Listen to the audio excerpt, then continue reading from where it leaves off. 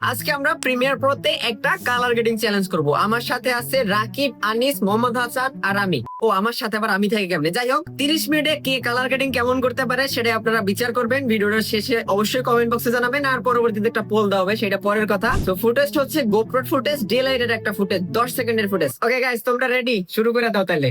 আমরা এখানে দেখতে পাচ্ছি একটা মোটরসাইকেলের পিছন থেকে যে শুট করে সেই রকম একটা ফুটেজ। সামনে আগাইলে আমরা দেখতে পারবো যে হচ্ছে ফেস্টুন দেখা যায়। এটা হচ্ছে আমি, আমার আর একটা ফ্রেন্ড। এটা নরমালি যদি আমরা একটু সিনেমেটিক স্টাইলে ফুটেজ করি, তো সিনেমেটিক স্টাইল বলতে অনেক কিছু আছে। কোন টোনটা ডিপেন্ড করবে ওটা নির্ভর করবে আমার উপরে, জানি না।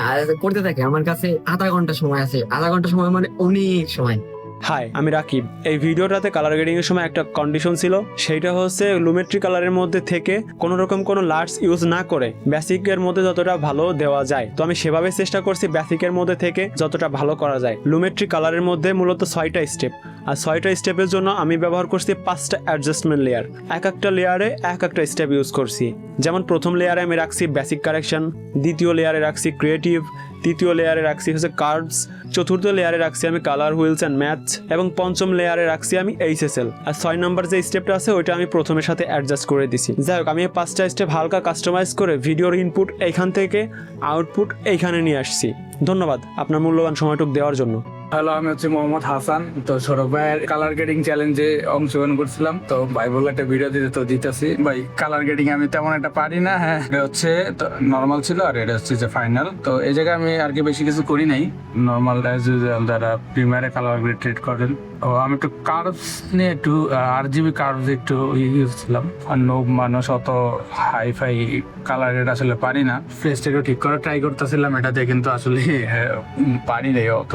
আর এই উপরের লেয়ারটাতে শুধু হালকা একটু ওয়ার্ম টোনটা দিছি, আর এর বাইরে কিচ্ছুই করি নাই।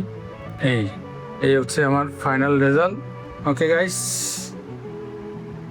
হাই, আমি আনিসুর রহমান। বেসিক্যালি আজকে কথা বলবো হচ্ছে সৌরভ ভাই আমাদেরকে কালার গ্রেডিং নিয়ে একটা চ্যালেঞ্জ দিছে, যে নর্মাল ফুটেজের ভিডিও কিভাবে কালার গ্রেডিং করব। আমি কালার গ্রেডিং সম্পর্কে একেবারে জানি না, জিরো নলেজ বলতে পারেন। বাট আমি আজকে দেখাবো যে আমি কিভাবে কালার গ্রেডিং করছি। বেশি একটা আহামরি লাভ হবো এমন কোনো আমি বলবো না যে ভিডিও দেখে বেশি আহামরি লাভ হইব, বাট টিকটকের আলতু ফালতু ভিডিও দেখার চাইতে কিছু একটা হইব। হিয়ার ইজ দ্য ভিডিও, যেটা হচ্ছে আমি এডিট করছি। প্রথমে একটা অ্যাডজাস্টমেন্ট নিয়ে নিছি। অ্যাডজাস্টমেন্টের সাথে প্রথমে সাধারণত বেসিক কালার কারেকশন যেটা ওইটা করছি, মানে অ্যাডজাস্টমেন্ট মানে কালার কন্ট্রাস্ট একটু বাড়াইছি। দেন হচ্ছে আমি আপনার ওই এইচএসএল যেটা হচ্ছে ফেস টোনটাকে ডিটেক্ট করে, দেন আপনি দেখতে পারবেন যে আসলে এটা কোনটা কতটুকু সিলেক্ট হয়েছে।